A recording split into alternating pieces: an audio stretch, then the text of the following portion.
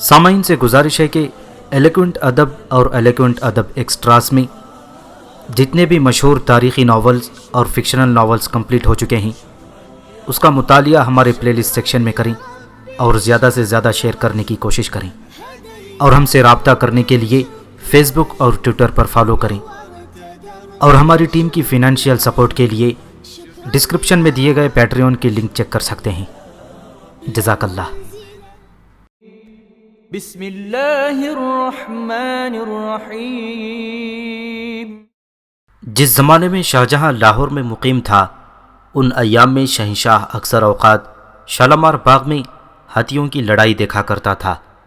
انہی دنوں بنگال کے ضلع دار نے 40 عدد جنگی تربیت یافتہ ہاتھی شہنشاہ کی خدمت میں ارسال کیے تھے اور ان ہاتھیوں کی بہت زیادہ تعریف و توصیف کی تھی۔ ایک دن شہنشاہ دریچے میں بیٹھا ہاتھیوں کی لڑائی دیکھ رہا تھا۔ چاروں شہزادے بھی اپنے اپنے گھوڑوں پر سوار تماشا دیکھ رہے تھے۔ سامنے 2 ہاتھی گتھم گتھا ہو رہے تھے کہ اچانک ان میں ایک ہاتھی شاید شکست کھا کر بھاگا۔ اس ہاتھی کا رخ شہزادوں کی جانب تھا، اس لیے شہزادے گھبرا کر ادھر ادھر گھوڑے بھگانے لگے، مگر شہزادہ اورنگزیب جس کی عمر اس وقت صرف 14 سال تھی، نہایت اطمینان سے اپنے گھوڑے پر جمع بیٹھا رہا۔ اس نے اپنی جگہ سے ذرا سے بھی جنبش نہ کی، جہاں تک کہ بھاگتا ہاتھی اس کے قریب سے نکل گیا۔ دوسرا ہاتھی جس نے اس ہاتھی کو مار بھگایا تھا وہ اس کے تعاقب میں آ رہا تھا۔ اس نے شہزادے کو راستے میں کھڑا دیکھا تو اپنے حریف کو چھوڑ کر شہزادے کی طرف متوجہ ہوا۔ شہزادے کے ہاتھ میں نیزہ تھا، اس نے اس نیزے سے ہاتھی پر حملہ کر دیا۔ ہاتھی نیزے کا زخم کھا کر ایک لمحے کے لیے اپنی جگہ رک گیا، مگر تھوڑے ہی لمحے ہاتھی نے شہزادے پر حملہ کر دیا اور اپنی سونٹ کی ضرب سے شہزادے اور گھوڑے دونوں کو نیچے گرا دیا۔ شہزادہ بڑی تیزی سے زمین سے اٹھا، لپک کر اپنا نیزہ اٹھایا اور نیزہ تان کر ہاتھی کی طرف بڑھا۔ اس اثنا میں اور لوگ بھی وہاں پہنچ گئے تھے اور ہاتھی دوسری طرف مڑ گیا۔ شہنشاہ شاہجہاں یہ منظر دیکھ کر بے انتہا پریشان ہو گیا تھا۔ وہ اسی پریشانی کے عالم میں دریچے سے اتر کر نیچے آ گیا۔ شہزادہ آہستہ آہستہ نہایت اطمینان سے شاہجہاں کی طرف چلا۔ اعتماد خان ناظر شہزادے کے قریب پہنچ گیا۔ اعتماد خان شہزادے کے نانا آصف خان کے خاندان سے تعلق رکھتا تھا، اس لیے شہزادے کا رشتہ دار تھا اور بدحواس ہو کے شہزادے کی مدد کو پہنچا تھا۔ اعتماد خان نے شہزادے کو آہستہ چلتے دیکھا تو چیخ کر بولا، شہزادے آپ سستی نہ کیجیے، خطرے سے جلد دور ہو جائیے۔ شہزادے نے اطمینان سے جواب دیا، اگر ہاتھی یہاں ہوتا تو میں جلدی بھی کرتا، اب پریشانی کی کیا بات ہے۔ بہرحال جب اورنگزیب شہنشاہ کے قریب پہنچے تو شاہجہاں نے 1 لاکھ روپیے شہزادے پر نچھاور کیے، پھر فرمایا، بابا خدا کا شکر ہے کہ خیریت سے معاملہ گزر گیا، اگر خدا نہ خواستہ کچھ اور ہو جاتا تو کیسی رسوائی ہوتی۔ اورنگزیب کو اس وقت اپنے دوسرے بھائیوں پر سخت غصہ تھا جو اس کی مدد کرنے کے بجائے اسے ہاتھی کے سامنے چھوڑ کر دور دور بھاگ گئے تھے۔ بس اس نے شہنشاہ کو بظاہر مسکراتے ہوئے مگر بہت جل کر جواب دیا، شہنشاہ بابا اگر کچھ اور پیش آتا تو اس میں رسوائی کی کوئی بات نہ تھی، رسوائی تو اس سلوک میں ہے جو دوسرے بھائیوں نے میرے ساتھ کیا۔ یہی نہیں بلکہ اورنگزیب نے یہ مشہور مصرع بھی پڑھا، پردہ پوش بادشاہاں مرگ است، موت بادشاہوں کی پردہ پوشی کرتی ہے، اس میں کیا رسوائی ہے۔ اس واقعے کو عبدالحمید لاہوری نے اپنی تصنیف بادشاہ نامہ میں قدر اختلاف سے لکھا ہے۔ ان کے بیان کو بھی قارئین کی دلچسپی کے لیے درج کیا جا رہا ہے۔ عبدالحمید لاہوری نے اسے اس طرح بیان کیا ہے، شہنشاہ شاہجہاں قلعہ آگرہ کے دریچے سے ہاتھیوں کی لڑائی کا تماشا دیکھ رہا تھا۔ 2 ہاتھی جن میں ایک کا نام سدھاکر تھا اور دوسرے کا نام سورت سندر تھا، دونوں کو لڑائے جانے کا شہنشاہ نے حکم دیا تھا۔ سدھاکر اور سورت سندر کی لڑائی شروع ہوئی۔ سدھاکر نے سورت سندر کو مار بھگایا۔ اس وقت سدھاکر نے سورت سندر کو بھاگتے دیکھ کر قریب کھڑے شہزادے اورنگزیب پر حملہ کر دیا۔ شہزادے نے اپنے نیزے سے مردانہ وار ہاتھی کے سر پر زخم لگائے۔ نوکروں نے ہاتھی کو ڈرانے کے لیے آتش بازی وغیرہ چھوڑی، مگر اس پر کوئی اثر نہ ہوا اور اس نے شہزادے کے گھوڑے کو اپنے دانتوں سے ٹکر مار کر گرا دیا۔ شہزادہ اورنگزیب بر وقت جست لگا کر رکاب سے کود پڑا۔ شہزادہ شجاع نے دھویں اور بھیڑ میں بمشکل اپنا راستہ بنا کر ہاتھی پر نیزے سے حملہ کیا، لیکن اس کا گھوڑا چمکا اور اسے نیچے گرا دیا۔ جے سنگھ کا گھوڑا بھی بھڑک گیا تھا۔ اس وقت شکست خوردہ ہاتھی سورت سندر لڑنے کے لیے پھر لوٹ آیا تھا اور سدھاکر شہزادوں کو چھوڑ کر بھاگ گیا۔ یہ واقعہ 28 مئی 1633 عیسوی کا ہے۔ اس وقت شہزادے اورنگزیب کی عمر صرف 14 سال تھی۔ شہنشاہ نے شہزادے کو 5000 سکہ طلائی اور بہت سے دوسرے تحائف جن کی مجموعی قیمت 2 لاکھ روپے ہوتی ہے تحفے میں دیے تھے۔ اس بیان میں شہزادہ شجاع کا ذکر ہے کہ اس نے اورنگزیب کی مدد کرنے کی کوشش کی تھی، مگر دارا اور مراد کا ذکر نہیں ہے، اس لیے پہلا بیان بھی درست سمجھا جا سکتا ہے، جس میں شہزادے اورنگزیب نے بھائیوں کی بے وفائی اور بزدلی کا شکوہ کیا ہے۔ ہم نے شہزادے اورنگزیب کے بچپن کے 2 واقعات بیان کیے ہیں۔ اس میں پہلے کے واقعے سے اورنگزیب کی ذہانت اور تخت دہلی حاصل کرنے کی خواہش کا اظہار ہوتا ہے، جبکہ دوسرے واقعے سے یہ بات ثابت ہوتی ہے کہ شہزادہ اورنگزیب بچپن ہی سے نہایت جری اور جواں مرد تھا۔ اس کے ساتھ اس نے شہنشاہ کو برجستہ جواب دے کر اپنے حاضر جواب ہونے کا بھی ثبوت فراہم کر دیا تھا۔ مورخوں اور تاریخ دانوں کا یہ طریقہ ہے کہ وہ جب کسی اہم تاریخی شخصیت کا خاکہ لکھنا شروع کرتے ہیں تو اس کی ابتدا اس کی پیدائش سے کرتے ہیں، مگر میں مورخ نہیں بلکہ تاریخ کا ایک طالب علم ہوں اور تاریخ کو قصے کہانیوں اور ناول کی صورت میں قاری کے سامنے پیش کرتا ہوں۔ اسے ایک پنتھ 2 کاج کہا جاتا ہے، یعنی اس کے دوہرے فائدے ہیں۔ میرا مقصد قاری کو تاریخ کے گھمبیر اور اہم واقعات کو کہانی یا ناول کے ہلکے پھلکے اسلوب میں زبان اور بیان کی تمام تر خوبیوں کے ساتھ سنانا ہوتا ہے، اور وہ بفضل خدا پورا ہو رہا ہے۔ دوسری طرف قاری اپنی تاریخ پڑھنے سے باغی ہے۔ وہ کہانی اور افسانہ تو پڑھ سکتا ہے، مگر تاریخ کی خشک تحریر سے گھبراتا ہے۔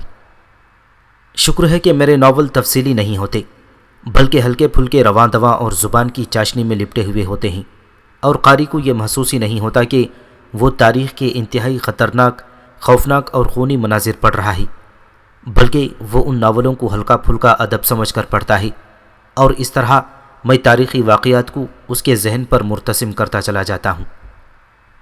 اسی لیے میں ناول کا آغاز ہیرو کی پیدائش سے نہیں بلکہ کسی مکالمے یا قصے سے کرتا ہوں۔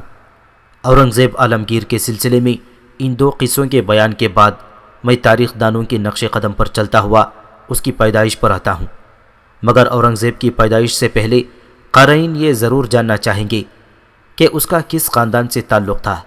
چنانچہ میں اس کا آغاز اس کے جد امجد سے کرتا ہوں۔ میں ان کے بیٹوں اور پوتوں کے مختصر حالات کے بعد عظیم مغل شہنشاہ اورنگزیب عالمگیر کی پیدائش پر آؤں گا۔ ظہیر الدین بابر برصغیر پاک و ہند میں مغل شہنشاہیت کا بانی ظہیر الدین محمد بابر تھا۔ بابر کا شجرہ نسب باپ کی طرف سے مشہور فاتح امیر تیمور گورگان سے ملتا تھا، اور والدہ کی طرف سے بابر کا تعلق قہر الہی چنگیز خان سے تھا۔ بابر نے خود کو ہمیشہ تیموری کہا اور منگولوں سے اپنے تعلق کو باعث عار سمجھتا رہتا تھا، مگر اہل ہند شمال مغرب سے آنے والوں کو مغل یا منگول کہتے تھے، اس لیے بابر کے خاندان کو مغل اور سلطنت کو سلطنت مغلیہ کے نام سے پکارا گیا۔ ظہیر الدین بابر نے صرف 12,000 کے لشکر سے ہندوستان پر حملہ کیا۔ اس کا مقابلہ افغان شہنشاہ ہند ابراہیم لودھی سے پانی پت کے میدان میں ہوا تھا۔ افغان لشکر 1 لاکھ سے زیادہ تھا، مگر بابر ایک تجربے کار جنرل تھا، پھر اس کے ساتھ توپ خانہ بھی تھا، جس کی ہلاکت خیزی سے اہل ہند اس وقت تک واقف نہ تھی۔ چنانچہ 1526 عیسوی کو پانی پت میں لڑی جانے والی پہلی جنگ میں ظہیر الدین بابر فاتح ہوا اور ابراہیم لودھی میدان جنگ میں لڑتا ہوا مارا گیا۔ اس طرح ہند کی شہنشاہیت کا تاج ابراہیم لودھی سے ظہیر الدین بابر کے سر پر آ گیا۔ بابر نے 26 دسمبر 1526 عیسوی کو اپنے سر پر ہند کی شہنشاہیت کا تاج رکھا تھا، مگر صرف 4 سال بعد اسی تاریخ کو یعنی 26 دسمبر 1530 عیسوی کو موت نے یہ تاج اس کے سر سے چھین لیا۔ ایک روایت یہ بھی مشہور ہے کہ بابر کو سلطان ہند ابراہیم لودھی کی والدہ نے، جسے بابر نے اپنی پناہ میں لے لیا تھا، زہر دلوایا تھا، جس کے اثر سے وہ گھل گھل کر ختم ہو گیا۔ بابر کی شخصیت بڑی دلاویز اور دلچسپ تھی۔ ایک طرف تو وہ ایک تجربے کار جنرل تھا، دوسری طرف وہ مناظر قدرت کا دل دادا، شعر و سخن کا شائق، یاروں کا یار اور شراب و افیون سے بھی شوق رکھتا تھا۔ اپنی ہر فتح کو من جانب اللہ کہتا۔ ترکی زبان میں دیوان اور تذکرہ بابری اس کی تصانیف ہیں۔ وہ مذہبی رواداری اور انسان دوستی کا قائل تھا۔ اس نے ہند میں راجپوتوں کی طاقت کو جنگ کنواہا میں ختم کر کے رکھ دیا۔ اس جنگ سے پہلے اس نے شراب سے توبہ کر لی تھی اور اس کی پابندی بھی کرتا رہا۔ اولاد سے اتنی محبت تھی کہ جب اس کے بیٹے ہمایون کی بیماری سے حالت بہت خراب ہوئی تو اس نے خدا سے دعا مانگی کہ وہ ہمایون کے بدلے اسے دنیا سے اٹھا لے۔ چنانچہ اس کی موت کا ایک سبب یہ بھی بیان کیا گیا ہے کہ اس نے خود کو ہمایون پر نثار کر دیا تھا۔ نصیر الدین ہمایون۔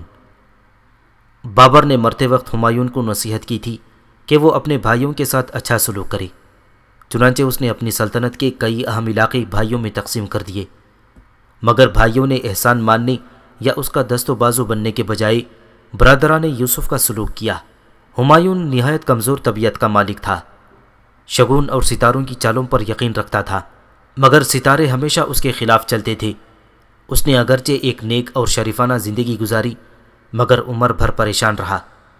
بابر نے اس کے لیے ایک بڑی سلطنت چھوڑی تھی، مگر اس نے سلطنت کو بھائیوں میں بانٹ کر سخت غلطی کی تھی۔ بھائیوں نے اسے کسی وقت فائدہ نہیں پہنچایا بلکہ اسے نقصان ہی پہنچاتے رہے۔ ہمایون کی بدقسمتی تھی کہ اسی زمانے میں شیر شاہ سوری جیسا بیدار مغز اور اولو العزم جنرل اس کے مقابلے پر آیا۔ شیر شاہ سوری نے اپنی جنگی چالوں سے نہ صرف ہمایون کو میدان جنگ میں کئی بار شکست دی بلکہ اسے ہندوستان سے بھاگنے پر مجبور کر دیا۔ شیر شاہ میں جس قدر پھرتی تھی، ہمایون اس کے مقابلے میں اتنا ہی سست اور آرام طلب تھا۔ مغل شہنشاہ عام طور سے شراب اور افیون کے رسیا ہوتے تھے۔ ہمایون افیون کھانے کا کچھ زیادہ ہی عادی تھا اور اس افیون نے اسے سست و کاہل بنا دیا تھا۔ مگر ہمایون میں بہت سی خوبیاں بھی تھیں۔ بابر کی طرح وہ علم و ادب سے شغف رکھتا تھا۔ کتابیں پڑھنے کا اس قدر شائق تھا کہ جب وہ جان بچا کر ایران بھاگ رہا تھا اس وقت بھی کتابوں کا ایک بڑا ذخیرہ اس کے ساتھ ساتھ تھا۔ بھائیوں نے اسے اتنی تکالیف دیں مگر وہ انہیں ہمیشہ معافی کرتا رہا۔ وہ احسان فراموش نہیں تھا۔ نظام سقا نے جب اسے ڈوبنے سے بچا کر دوسرے کنارے پہنچایا تو اس کے حصے میں ہمایون نے اسے ایک دن کی بادشاہت عطا کر دی تھی۔ ہمایون نماز روزے کا بھی پابند تھا۔ اذان کی آواز سنتا تو چلتے ہوئے رک جاتا تھا۔ اس کی موت بھی اذان سنتے ہوئے ہی واقع ہوئی تھی۔ وہ سیڑھیوں سے اتر رہا تھا کہ اذان کی آواز سنائی دی۔ اس کے قدم ایک دم رک گئے، مگر سنگ مرمر کی سیڑھیوں سے پیر پھسلے تو لڑکتا ہوا نیچے پہنچا اور یہی حادثہ اس کی موت کا باعث بن گیا۔ ہمایون ذاتی طور پر بڑا دلیر اور ثابت قدم تھا۔ اس نے گجرات کی جنگ میں ایک منجھے ہوئے جنرل کی طرح اپنے لشکر کی کمان کی، مگر شیر شاہ سوری کے مقابلے پر وہ اپنی صلاحیتوں کا صحیح طور پر استعمال نہ کر سکا۔ پھر اس کا مد مقابل اس سے کہیں زیادہ تجربے کار سپہ سالار ثابت ہوا تھا، جس نے ہمایون کو پورے ہندوستان میں بھگائے رکھا۔ ہمایون کی ناکامی کی اصل وجہ تو اس کے خود بھائی تھے، جنہوں نے مصیبت کے وقت اس کا ساتھ دینا تو الگ بات ہے، خود اس کی جڑیں کاٹنے میں لگے رہے۔ اور یہ اس قدر بھولا اور بامروت تھا کہ اگر کوئی بھائی اس کے قابو بھی آ جاتا تو اسے فوراً معاف کر دیتا۔ اگر شاہ ایران جس کی ایک بیٹی سے اس نے شادی کر لی تھی ہمایون کو ایرانی لشکر فراہم نہ کرتا تو وہ دوبارہ تخت و تاج حاصل نہ کر سکتا تھا۔ کہتے ہیں کہ ہمایون نے اپنا مذہب بھی تبدیل کر لیا تھا۔ جلال الدین محمد اکبر۔ جس وقت مغل شہنشاہ ہمایون اپنے مد مقابل شیر شاہ سوری کے خوف سے ایران کی طرف بھاگنے کی فکر میں تھا تو سندھ کے مقام امرکوٹ میں ملکہ حمیدہ بانو کے بطن سے ہمایون کا پہلا بیٹا اکبر پیدا ہوا۔ ہمایون اور اس کے ساتھیوں کو بہت خوشی ہوئی۔ ہمایون اس وقت خالی ہاتھ تھا۔ جب عمرہ اسے مبارکباد دینے آئے تو اس کے اپنے خالی ہاتھ ہونے پر معذرت کی اور وعدہ کیا کہ دن پلٹنے پر وہ انہیں انعام و اکرام سے مالا مال کر دے گا۔ اکبر 14ویں شب کو پیدا ہوا تھا، اس لیے اس کا نام بدر الدین رکھا گیا تھا۔ ہمایون کے دن جلدی نہ پلٹ سکے۔ شیر شاہ سوری کا لشکر اس کے تعاقب میں تھا، چنانچہ اسے بے سر و سامانی کے عالم میں ایران بھاگنا پڑا۔ اس کی مجبوری اور بدحواسی کا یہ عالم تھا کہ وہ اپنے لخت جگر کو بھی ساتھ نہ لے جا سکا اور اسے مستونگ میں چھوڑ کر ایران روانہ ہو گیا۔ ننھے اکبر کو مستونگ میں ہمایوں کے بھائی اور اکبر کے چچا کے پاس پہنچا دیا گیا، جہاں اس کی چچی سلطانہ خانم نے اسے بڑی شفقت سے پرورش کیا۔ پھر جب ہمایوں ایران سے واپس آیا اور اس نے قندھار اور کابل پر حملہ کر کے اپنے بھائی عسکری کو شکست دے کر بھگا دیا تو اکبر اپنے باپ کے پاس پہنچا۔ اسی وقت اس کا نام بدر الدین سے بدل کر جلال الدین محمد اکبر رکھا گیا۔ اسی زمانے میں ایک موقع پر جب ہمایوں کابل سے باہر گیا ہوا تھا تو عسکری نے کابل پر دوبارہ قبضہ کر لیا۔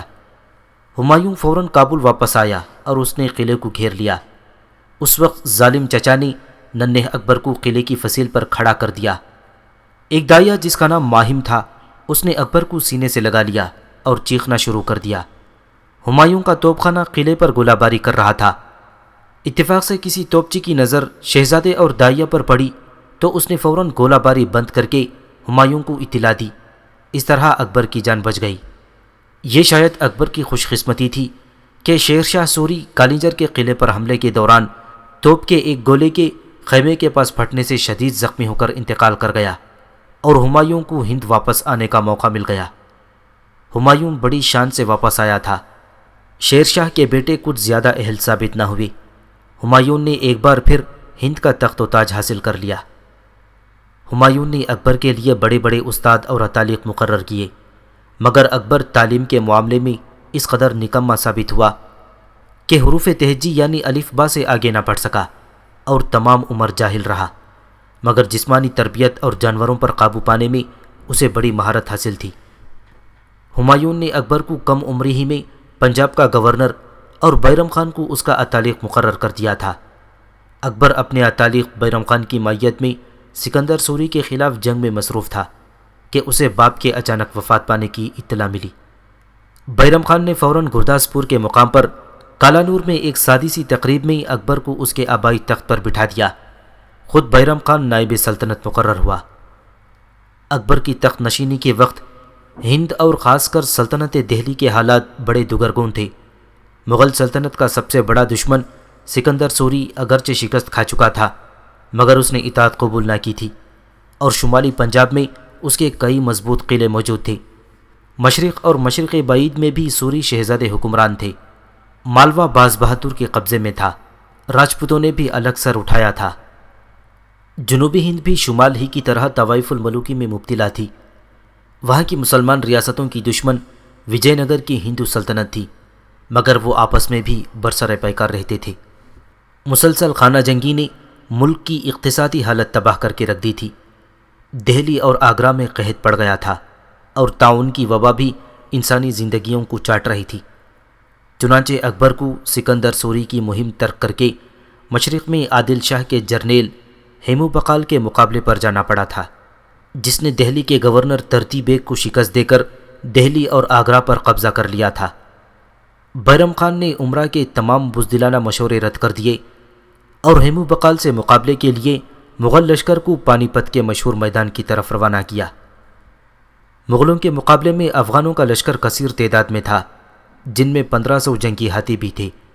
اس طرح اکبر کی تخت نشینی کے صرف 8 ماہ بعد مغلوں اور افغانوں میں پانی پت کی دوسری جنگ ہوئی، جس میں پہلے افغانوں کے لشکر نے مغل میمنہ اور میسرہ کو دبایا، مگر ہیمو بقال جو ہاتھی پر سوار تھا اس کی آنکھ میں ایک تیر لگا اور وہ بے ہوش ہو کر ہودج میں گر گیا۔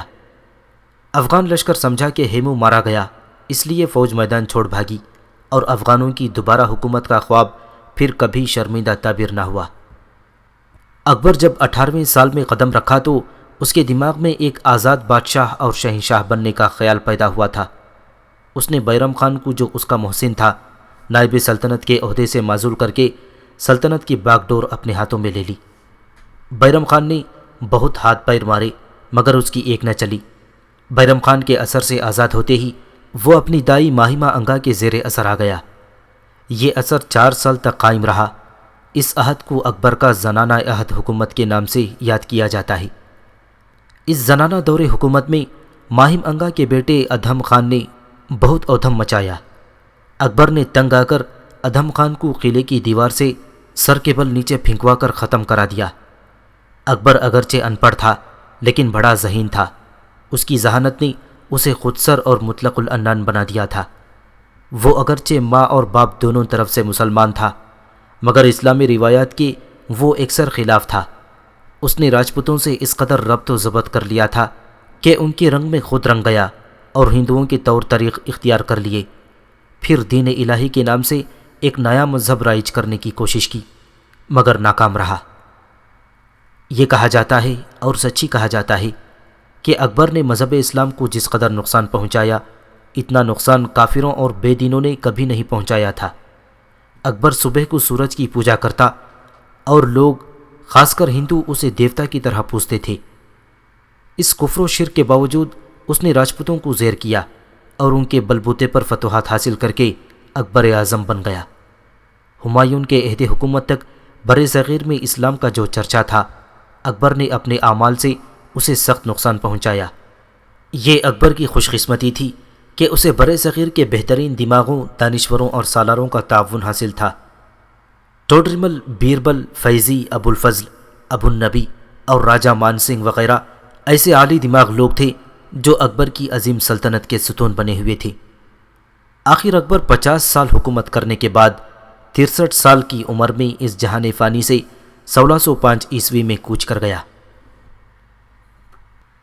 نور الدین محمد جہانگیر اکبر عمر کے 26 سال تک بے اولاد رہا۔ پھر اس نے آگرہ کے قریب سیکری کے علاقے میں ایک بزرگ سلیم چشتی رحمۃ اللہ علیہ کی خدمت میں حاضری دی۔ اس سے پہلے وہ خواجہ غریب نواز چشتی اجمیری کی درگاہ پر بھی کئی بار حاضری دے چکا تھا۔ ایک دفعہ تو سخت دھوپ میں وہ پاپ یادہ اجمیر گیا تھا۔ بہرحال بزرگوں کی دعاؤں سے اللہ نے اسے ایک چاند سا بیٹا دیا۔ اکبر نے سیکری کے بزرگ سلیم چشتی کے نام پر بچے کا نام سلیم رکھا اور اسے شنجو بابا کے نام سے مخاطب کرتا تھا۔ شہزادہ سلیم خوبصورت اور قوی ہیکل جوان نکلا۔ جس وقت اکبر دکن میں مصروف تھا اور شہزادہ سلیم اس کا جانشین تھا، اس وقت شہزادے نے بنارس جا کر باپ کے خلاف علم بغاوت بلند کر دیا اور شاہ کا لقب اختیار کر کے عمرہ میں جاگیریں تقسیم کرنے لگا۔ اکبر نے دکن سے واپس آ کر سلیم کے خلاف سخت اقدام کیے۔ سلیم بھی لشکر لے کر مقابل ہوا، مگر شکست کھا گیا۔ اکبر کے 2 اور بیٹے تھے جن کے نام مراد اور دانیال تھے، مگر کثرت مے نوشی کے باعث وفات پا گئی تھی اور سلیم ہی اکیلی اولاد رہ گیا تھا، اس لیے اکبر نے اسے معاف کر دیا۔ ایک روایت یہ بھی مشہور ہے کہ اکبر اور جہانگیر میں محل کی ایک کنیز کی وجہ سے جنگ ہوئی تھی۔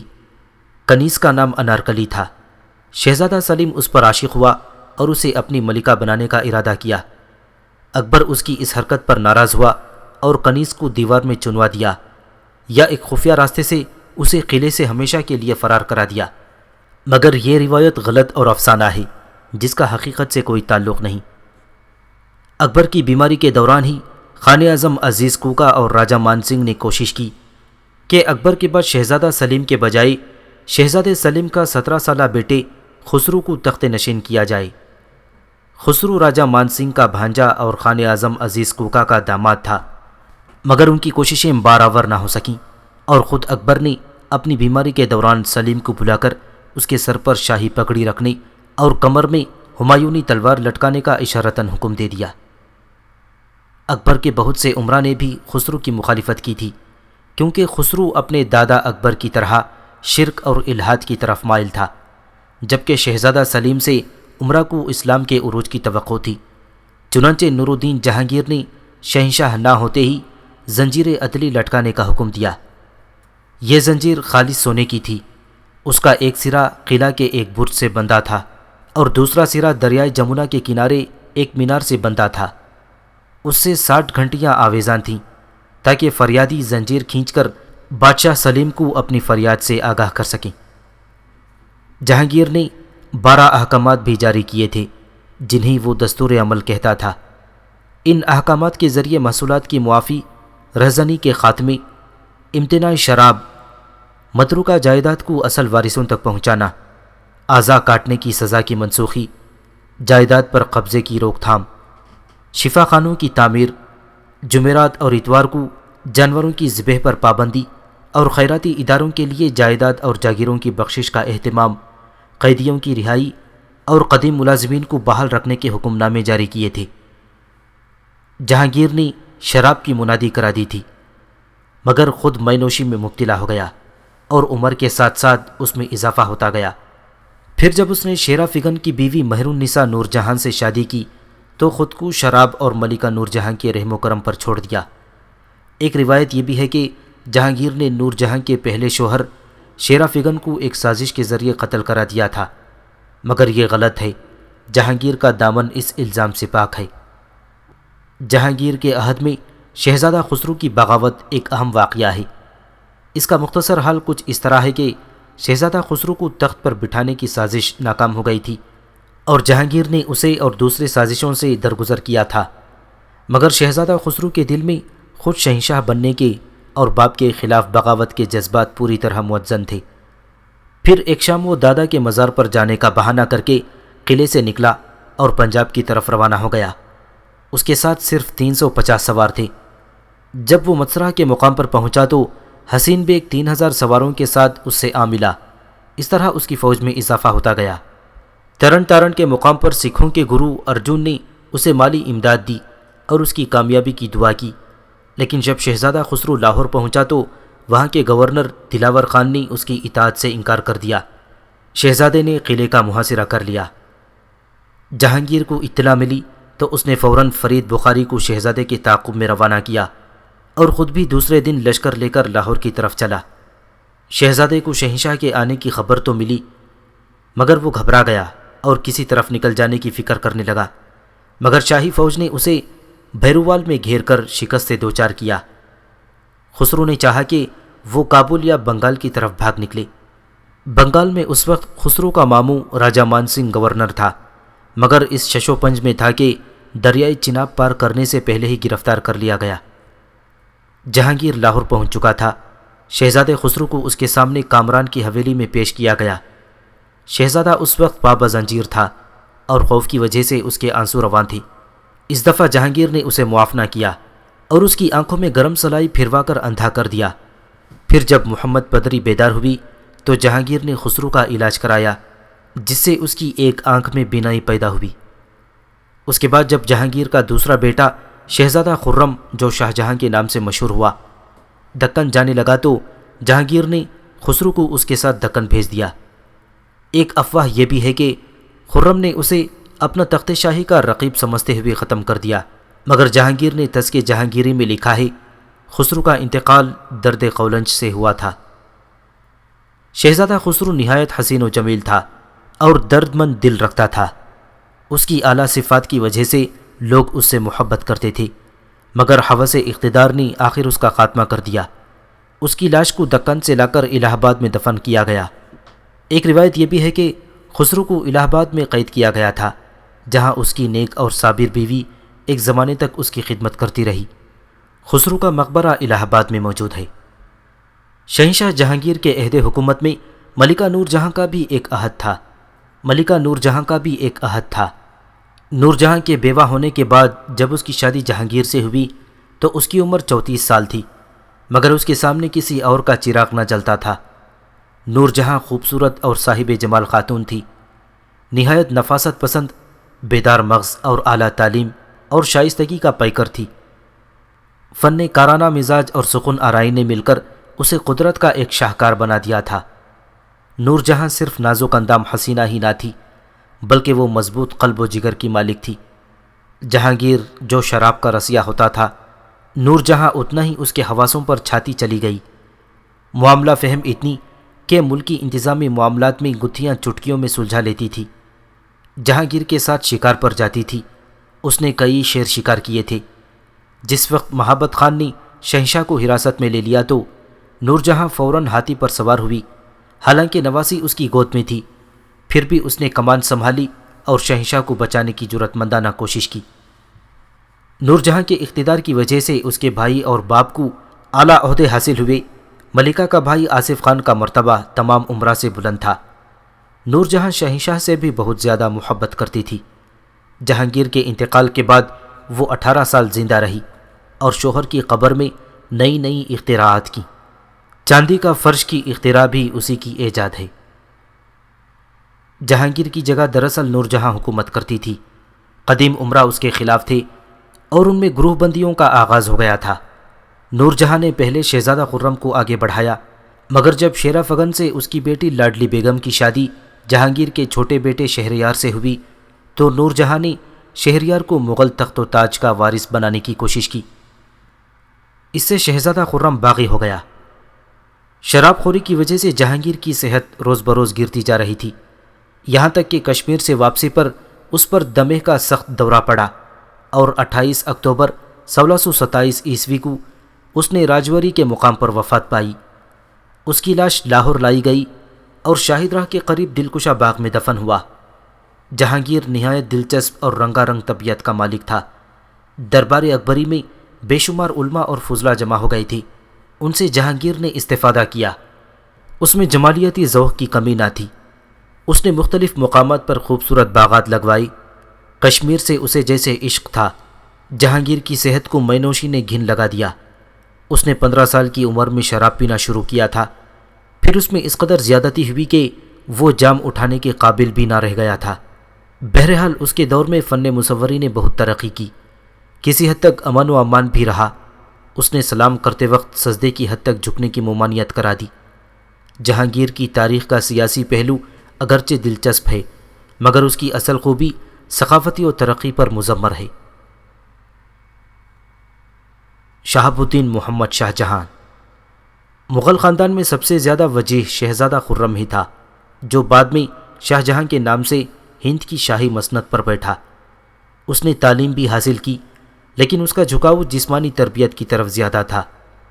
خرم بروز جمعرات 5 جنوری 1592 عیسوی میں لاہور میں پیدا ہوا تھا۔ اس کی ماں مارداڑ کے راجپوت خاندان کی راجکماری تھی۔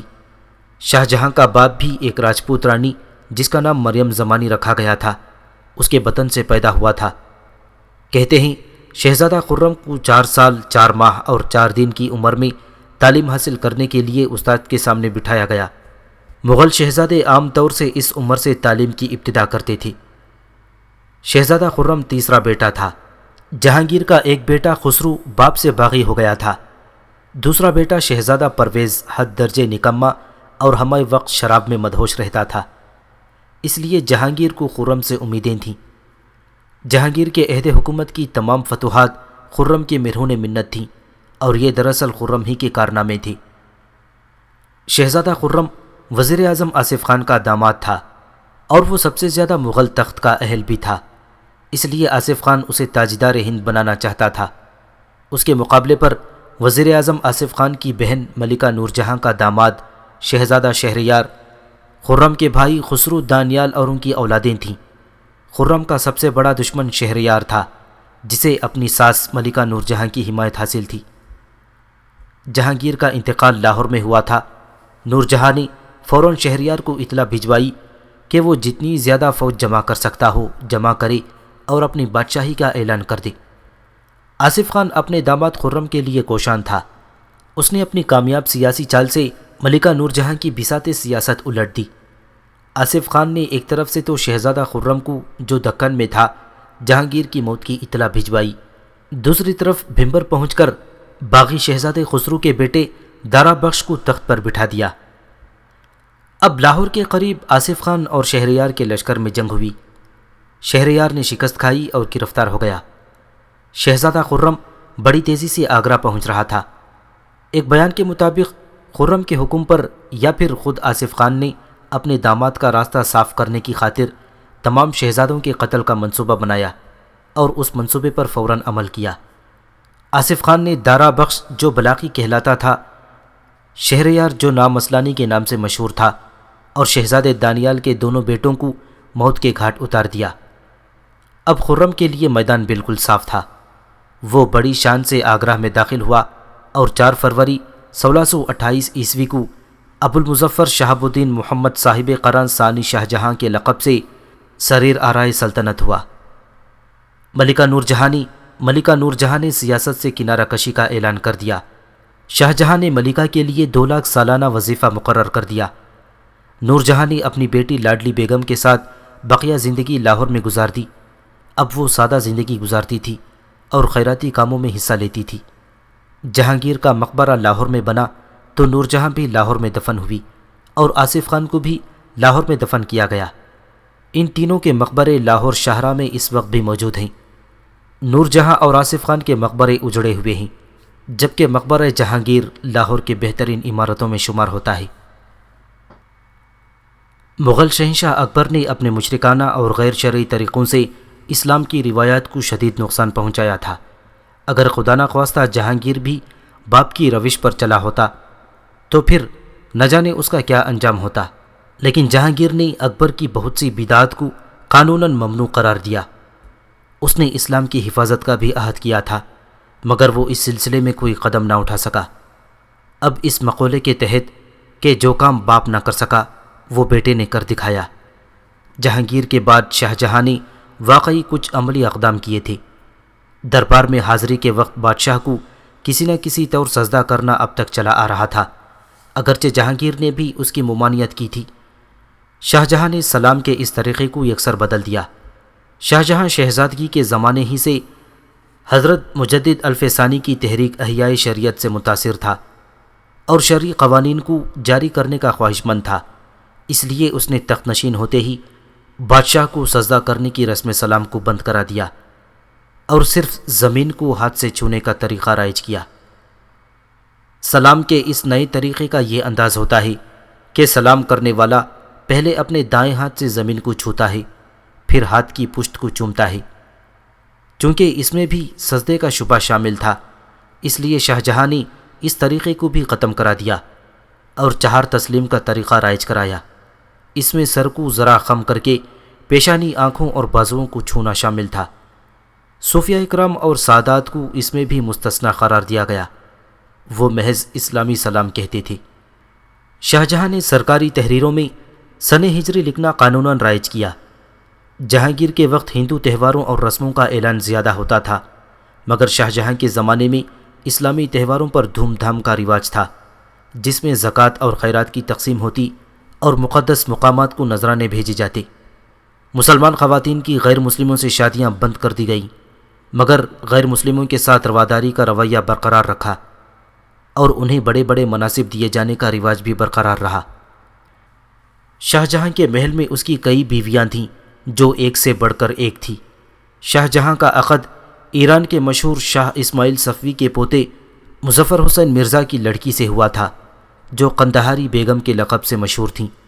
اس کے بطن سے ایک لڑکی بھی پیدا ہوئی تھی جس کا نام پرہیز بانو بیگم تھا، لیکن جو عروج شاہ جہاں کی ملکہ ممتاز محل کو حاصل ہوا اس کو کوئی اور بیگم نہ پہنچ سکی۔ چنانچہ ارجمن بانو، نواب علیہ بیگم، نواب قدسیہ بیگم، تاج محل، ممتاز محل، تاج بی بی، ممتاز الزمانی بیگم، یہ ساتوں نام اس خوش نصیب ہستی کے ہیں جسے تاریخ ممتاز محل کے نام سے جانتی اور پہچانتی ہے۔ ممتاز محل کو 8واں نام شاہ جہاں کی تخت نشینی کے وقت دیا گیا تھا اور وہ تھا ملکہ زماں۔ تاریخ میں جہانگیر اور نور جہاں کی محبت کا بہت چرچا ہے، مگر شاہ جہاں کو ممتاز محل سے جس قدر محبت تھی اس کی مثال دنیا میں نہیں مل سکتی۔ جہاں تک نور جہاں اور ممتاز محل کا تعلق ہے تو اس سلسلے میں اگر یہ کہا جائے کہ ممتاز محل کو نور جہاں پر کئی اعتبار سے فوقیت تھی تو کچھ غلط نہ ہوگا، جیسا کہ مندرجہ ذیل باتوں سے ظاہر ہوتا ہے۔ نور جہاں کا بچپن تنگ دستی اور غربت میں گزرا تھا، جبکہ ممتاز محل کے باپ بھائی امیر و وزیر تھے۔ خود نور جہاں نے بھی ممتاز محل کی پرورش کی تھی۔ نور جہاں کے قد و قامت سے ممتاز محل کا قد و قامت ہندوستانی مزاج کے مطابق زیادہ موزون تھا، کیونکہ نور جہاں ایک طرح سے خالص ایرانی تھی۔ اس کی پیدائش اس وقت ہوئی تھی جب اس کا باپ ہندوستان میں داخل ہوا تھا، مگر ممتاز چونکہ آصف خان کی بیٹی اور نور جہاں کی بھانجی تھی، اس لیے اس نے ہندوستانی قد و قامت اور رنگ و روپ پا لیا تھا، جس میں ملاحت اور صباحت شامل ہوتی ہے۔ نور جہاں کی پہلی شادی شیرا فگن سے ہوئی تھی اور اس کے قتل کے بعد وہ شہنشاہ جہانگیر کی ملکہ بنی تھی، جبکہ ممتاز محل جب شاہ جہاں سے بیاہی گئی تو وہ کنواری تھی۔ نور جہاں کے بطن سے کوئی شہزادہ پیدا نہیں ہوا تھا، جبکہ ممتاز محل نے اورنگزیب عالمگیر جیسے عظیم شہنشاہ کو جنم دیا تھا۔ ممتاز محل نے مرنے کے بعد جو مقام پایا وہ ہندوستان اور ایران کی کسی شہزادی کو حاصل نہیں ہو سکا۔ شاہ جہاں نے ممتاز محل کی یاد میں تاج محل جیسی یادگار عمارت تعمیر کرائی جو دنیا کے عجائبات میں شامل ہے اور جس کی نفاست اور لحاقت کو دنیا کی کوئی عمارت نہیں پہنچ سکتی۔ ممتاز محل کی ماں کا نام دیوانجی بیگم تھا۔ اس خوش نصیب ماں کے بطن سے یہ ہونہار لڑکی 1592 عیسوی میں پیدا ہوئی تھی اور نہایت امیرانہ ٹھاٹ باٹ سے اس کی تعلیم و تربیت ہوئی تھی۔ حسن کے اعتبار سے تو وہ ایک آسمانی حور یا ستارہ تھی۔ اعلیٰ تعلیم و تربیت نے اس کے حسن میں سونے پر سہاگ کا کام کیا تھا۔ شہنشاہ جہانگیر حسن کا بہت بڑا معتبر تھا۔ اس نے ممتاز محل کا اپنے بیٹے شاہ جہاں کے لیے انتخاب کیا تھا اور اس گوہر شاہوار کی شادی 9 ربیع الاول 1101 ہجری بمطابق 1612 عیسوی جمعہ کو شاہ جہاں کے ساتھ ہوئی، جس کی عمر اس وقت 20 سال 11 ماہ ہو چکی تھی۔ چونکہ اس کتاب کا مرکزی کردار شہنشاہ عالمگیر ہے اور ممتاز محل اس شہنشاہ کی والدہ محترمہ تھی، اس لیے اگر اس محترم اور معظم خاتون کی رنگا رنگ شادی کا تھوڑا سا حال بیان کر دیا جائے تو قارئین کی دلچسپی کا باعث ہوگا۔ شادی کی محفل وزیر جہانگیر اعتماد الدولہ مرزا غیاث بیگ کے محل پر بڑے تزک و انتشام سے منعقد ہوئی تھی اور شہنشاہ جہانگیر نے دولہا دلہن کے متعلق تمام رسومات نہایت خندہ پیشانی سے پوری کیں۔ وہ شادی کے تمام کاموں میں شریک رہا۔ جہانگیر نے نکاح کے وقت نوشہ کے امامے پر موتیوں کا ہار باندھا اور 5 لاکھ روپے کی مہر پر نکاح پڑھایا۔ شادی کے بعد ممتاز محل ہمیشہ شاہ جہاں کے ساتھ رہی۔ شاہ جہاں نے ایک دم کے لیے بھی اس کی جدائی گوارا نہ کی۔ دکن کی لڑائیوں میں بھی ممتاز محل اس کے ساتھ تھی۔ شاہ جہاں بھی اہم معاملات میں ممتاز محل سے مشورہ کرتا۔ ممتاز محل کی رائے ہمیشہ صائب ہوتی تھی۔ دکن میں جب تک یہ دونوں رہے ان کی زندگی سکون و اطمینان سے گزرتی رہی، لیکن اسی دوران نور جہاں نے اپنی بیٹی لاڈلی بیگم جو شیرا فگن سے تھی، اس کی شادی جہانگیر کے دوسرے شہزادے یعنی شہریار سے کرا دی، جس کے نتیجے میں بھائی بھائی اور باپ بیٹے میں تفرقہ پڑ گیا۔ خود گھر میں اس کے باپ اعتماد الدولہ اور آصف الدولہ سے ملکہ کا اختلاف پیدا ہو گیا۔ نور جہاں اپنے داماد شہریار کو شہنشاہ بنانا چاہتی تھی، جبکہ اس کا بھائی آصف الدولہ اپنے داماد شاہ جہاں کی سر پر شاہی تاج رکھنا چاہتا تھا۔ پھر جیسا کہ پہلے بیان کیا جا چکا ہے کہ آصف خان نے اپنے حسن تدبیر سے تخت کے خواہش مند تمام شہزادوں کو ختم کرا دیا اور شاہ جہاں شہنشاہ ہند بن گیا۔ تخت نشینی کے بعد شاہ جہاں نے 2 لاکھ اشرفیہ ملکہ کو بطور انعام عطا کی اور 10 لاکھ روپے سالانہ کی جاگیر اس کے لیے مقرر کی۔ پھر ایام جشن نور زرین 50 لاکھ روپے کے زیورات ممتاز محل کے لیے منظور کیے۔ اس کا سالانہ وظیفہ بھی 2 لاکھ کر دیا گیا۔ عہد شاہ جہانی میں ممتاز محل کو وہی عزت اور مرتبہ حاصل تھا جو دور جہانگیری میں نور جہاں کو حاصل تھا۔ شاہ جہاں نے مہر سلطانی بھی ممتاز محل کے حوالے کر دی تھی۔ آخر اس نے یہ خدمت اپنے باپ سے متعلق کر دی جو سلطنت کا وزیر اعظم تھا۔ آصف جاہ کا منصب 9000 ہو گیا اور اسے 50 لاکھ سالانہ کی جاگیر بھی دی گئی۔ 1631 عیسوی میں شاہ جہاں دکن میں برہان پور میں خان جہاں لودھی کی سرکوبی کے لیے خیمہ زن تھا تو ممتاز محل درد زہ میں مبتلا ہوئی۔ وہ 24 گھنٹے اس درد میں مبتلا رہی۔ پھر دوسری شب اس کے لڑکی پیدا ہوئی، مگر ممتاز محل کی بے چینی دور نہ ہو سکی اور وہ شاہ جہاں کی موجودگی میں ایک دردناک وصیت کے بعد 39 سال کی عمر میں وفات پا گئی۔ ممتاز محل کی وفات سے شاہ جہاں کو سخت صدمہ پہنچا جسے وہ تمام عمر نہ بھلا سکا۔ ممتاز محل کو برہان پور میں امانتاً دفن کیا گیا۔ پھر دوسرے سال اس کی لاش بحفاظت شہزادہ شجاع اور ممتاز محل کی اتالیق ستی النساء خانم نے اکبر آباد لے آئیں اور تاج گنج کے باغ کے صحن میں دفن کر دی گئی۔ پھر جب مقبرہ تاج محل تیار ہو گیا تو اصل مقبرے کی قبر میں دفن کر دیا گیا۔ شاہ جہاں کی کئی بیویاں تھیں، مگر ممتاز محل ہی وہ واحد بیوی تھی جس کے بطن سے شاہ جہاں کی 14 اولادیں ہوئیں، سوائے ایک ایرانی بیوی قندہاری بیگم کے۔ اس بیوی سے پرہیز بانو بیگم نام کی ایک لڑکی پیدا ہوئی تھی، باقی کسی اور بیوی سے کوئی اولاد نہیں ہوئی۔ پہلے بیان ہو چکا ہے کہ نور جہاں نے اپنے داماد شہریار کے لیے جہانگیر اور شاہ جہاں میں انبن کرا دی تھی، جس سے شاہ جہاں اور ممتاز محل کو بہت تکالیف اٹھانی پڑی تھیں۔ لیکن شاہ جہاں اور ممتاز محل نے نور جہاں سے، جو ممتاز محل کی سگی پھوپھی تھی، اپنے ساتھ کی گئی بدسلوکی کا بدلہ نہیں لیا، بلکہ نور جہاں کو پورے احترام سے لاہور میں رہنے کی اجازت دی اور 20 لاکھ روپے سالانہ کا وظیفہ ان کے لیے مقرر کر دیا۔ ممتاز محل کے اس سلوک سے اس کی نیک طبیعت کا پتہ چلتا ہے۔ ممتاز محل نے اپنی زندگی میں سینکڑوں مجرموں کے قصور معاف کرانے کی کوشش کی، سینکڑوں قرضداروں کے قرض ادا کیے، ہزاروں لاوارث لڑکوں اور لڑکیوں کی شادیاں کرائیں، ان کے وظیفے مقرر کرائے، لاکھوں ننگے بھوکوں کی پرورش کا سامان کیا۔ کسی دوسری بیگم نے ایسی نیکیاں نہ کی تھیں۔ ممتاز محل کے بطن سے 8 لڑکے اور 6 لڑکیاں پیدا ہوئیں، جن کی ترتیب اس طرح ہے: حور النساء بیگم 8 صفر 1022 ہجری کو آگرہ میں پیدا ہوئی، اس نے 3 سال 1 ماہ بعد انتقال کیا۔ جہاں آرا بیگم 21 صفر 1022 ہجری کو پیدا ہوئی۔ دارا شکوہ اجمیر میں 29 صفر 1024 ہجری میں پیدا ہوا۔ شاہ شجاع اجمیر میں 18 جمادی الاخر 1025 ہجری میں پیدا ہوا۔ روشن آرا بیگم برہان پور دکن میں 2 رمضان المبارک 1026 ہجری میں پیدا ہوئی۔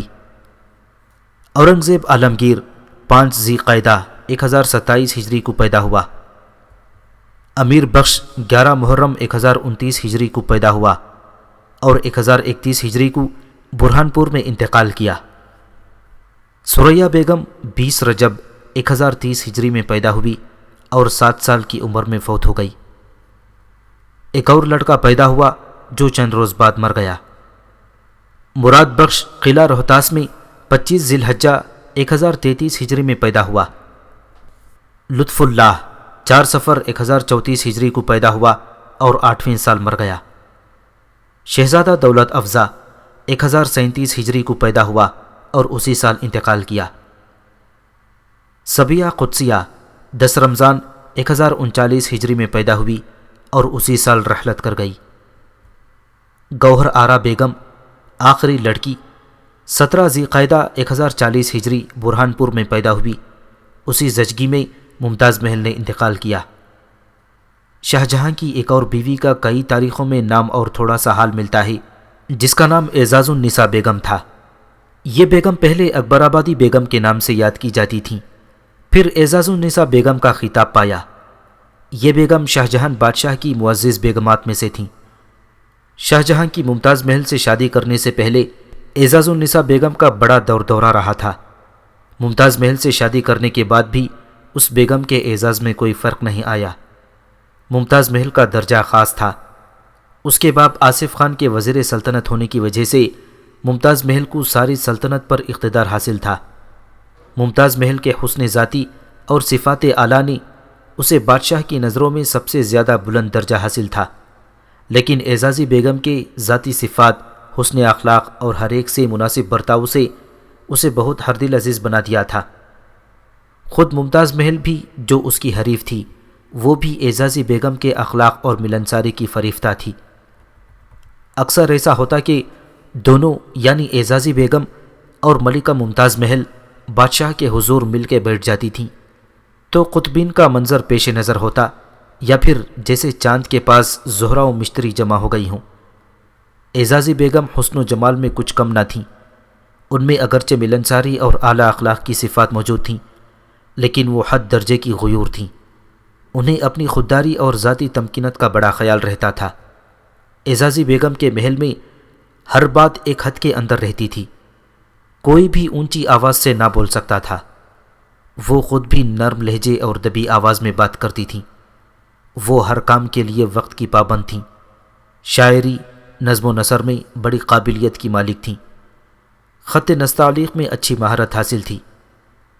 اعزازی بیگم کے بطن سے ایک لڑکا پیدا ہوا تھا، مگر 3 سال کا ہو کر انتقال کر گیا۔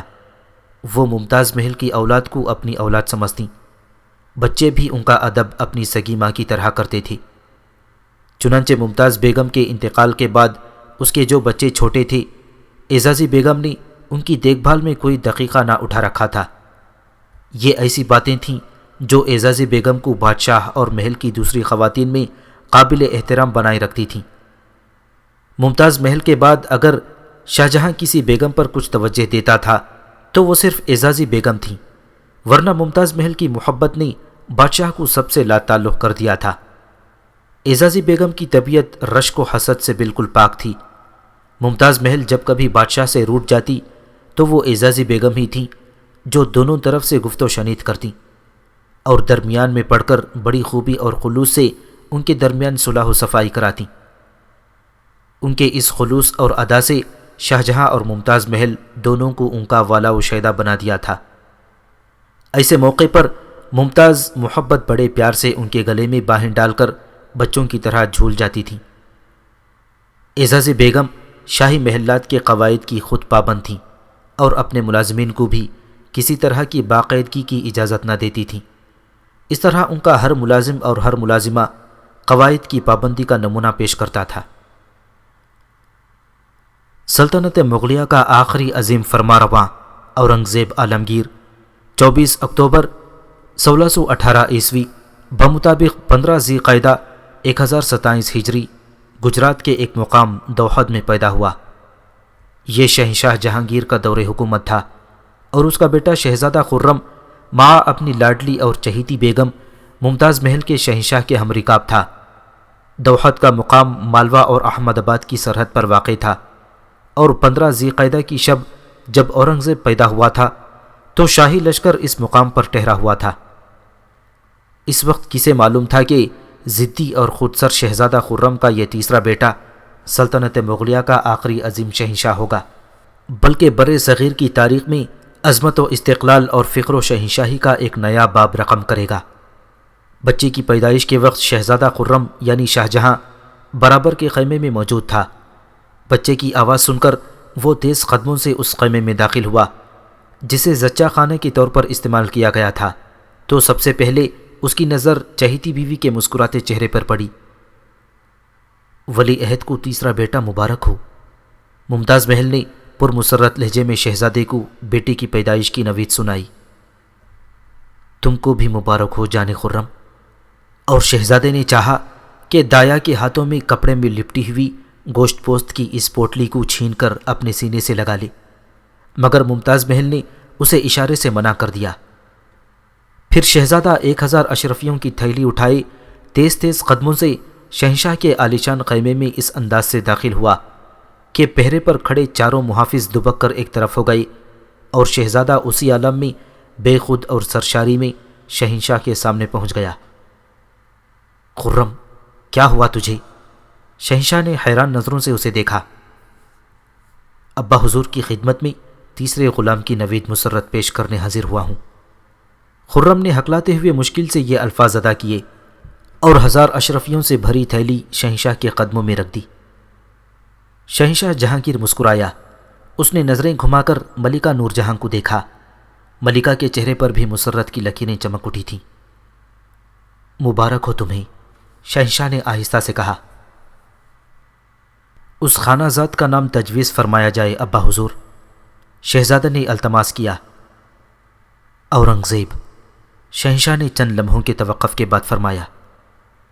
پھر ایک درباری شاعر طالب علی کلیم نے اورنگزیب کی پیدائش کی تاریخ لکھی، چنانچہ اس کی تاریخ تھی آفتاب عالم تاب 1027 ہجری۔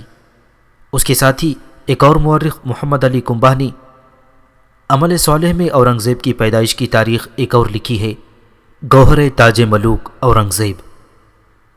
دوحد کا مقام اس وقت غالباً ویران سا تھا، اس لیے شاہی قافلہ وہاں زیادہ دن نہ ٹھہرا اور نام رکھنے کی رسم ادا کرتے ہی وہاں سے چل پڑا۔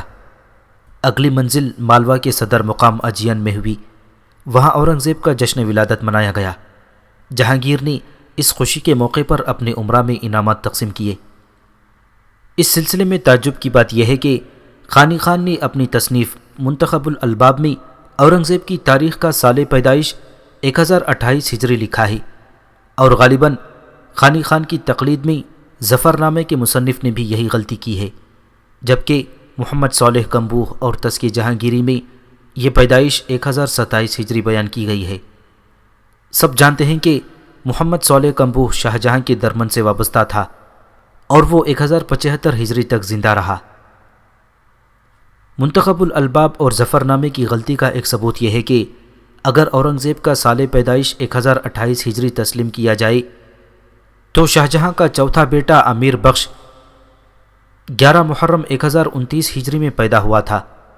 محرم کا مہینہ اسلامی مہینوں میں سب سے پہلا مہینہ ہے، جس کے 11ویں دن اورنگزیب کا چوتھا بھائی جس کا تیسرے سال انتقال ہو گیا تھا اس کا پیدا ہونا ممکن نظر نہیں آتا، کیونکہ 15 ذی القعدہ سے 11 محرم تک مشکل سے 3 ماہ ہوتے ہیں۔ اس کے 3 ماہ کے اندر اندر 2 بچوں کا پیدا ہونا کس طرح ممکن ہے؟ ہاں 2 بچے ایک ساتھ تو ہو سکتے ہیں، مگر 3 ماہ سے کم عرصے میں دوسرا بچہ پیدا نہیں ہو سکتا۔ اس سلسلے میں ممتاز محل کے بطن سے پیدا ہونے والی 14 اولادوں 8 لڑکے اور 6 لڑکیوں کی ترتیب اور فہرست پچھلے صفحات میں دیکھی جا سکتی ہیں۔ یہ فہرست انتہائی مستند ہے، اس لیے اسے اردو اسلامی تاریخی ناولوں کے خالق علامہ عبدالحلیم لکھنوی نے اپنی کتاب المقدرات میں درج کی ہے، جسے کسی صورت رد نہیں کیا جا سکتا۔ اب ہم اس داستان کو آگے بڑھاتے ہیں، اس لیے کہ یہ اورنگزیب کی تاریخ نہیں بلکہ اورنگزیب عالمگیر پر ایک تاریخی ناول ہے۔ شہزادہ خرم کا باپ کے حضور 1000 اشرفی کی نظر گزارنا اور بادشاہ کا اس کی فرمائش پر نوزائیدہ بچے کا نام رکھنا، ان باتوں سے صاف ظاہر ہوتا ہے کہ اورنگزیب کی پیدائش تک شہزادہ خرم اور اس کے باپ شہنشاہ جہانگیر میں کسی قسم کا اختلاف نہ تھا، لیکن اورنگزیب کی پیدائش کے صرف 4 سال بعد ہی شہزادہ خرم اور جہانگیر میں ایسے شدید اختلافات پیدا ہوئے جس نے خرم کی زندگی اجیرن کر دی۔ تاریخ بتاتی ہے کہ شہزادہ خرم کو باپ کی مخالفت اور سرکشی کی وجہ سے 4 سال تک تلنگانہ، اڑیسہ، بنگال، جونپور اور دکن کے جنگلوں کی خاک چھاننا پڑی تھی۔ شاہی فوجیں اس کے تعاقب میں رہیں اور خرم ماں اپنے اہل و عیال کے ایک جگہ سے دوسری جگہ جان بچاتا اور چھپتا پھرتا رہا۔ اس مصیبت اور شدید پریشانی کے زمانے میں اس کی واحد رفیق اس کی محبوب بیوی ممتاز محل تھی۔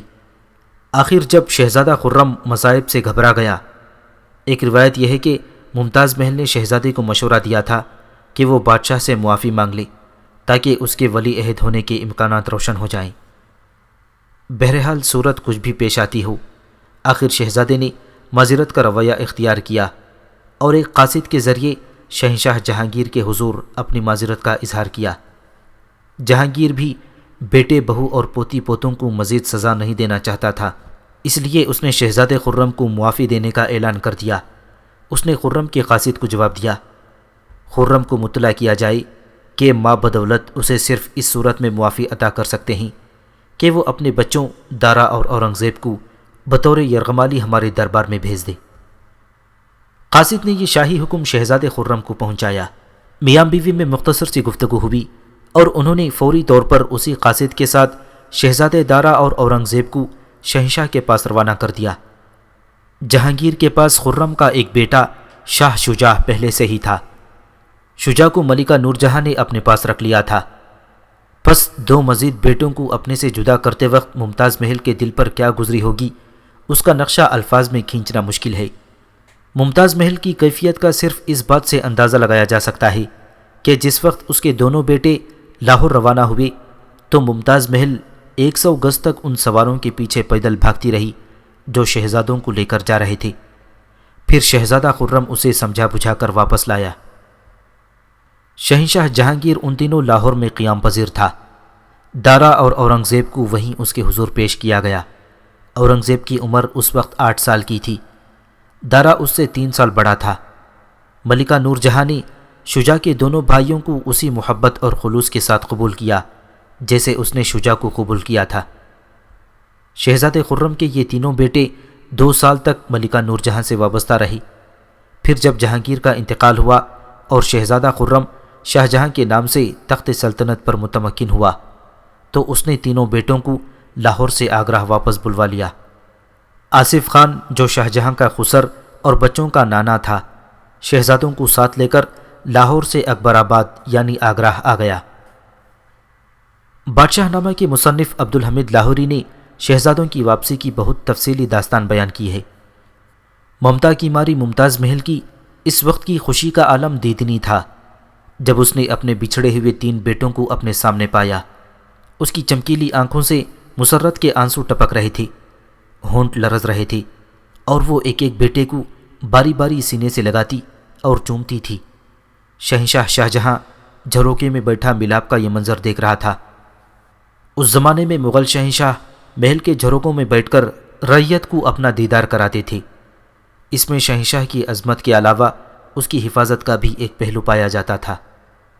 جس وقت بچوں نے اپنے ننھے ننھے ہاتھوں سے جھروکوں کے سامنے شہنشاہ کو نظریں پیش کیں تو شہنشاہ شفقت پدری سے اس قدر بے چین ہوا کہ جھروکوں سے اٹھ کر شہزادوں کے پاس آ گیا اور ایک ایک کو سینے سے بھینچ بھینچ کر خوب پیار کیا۔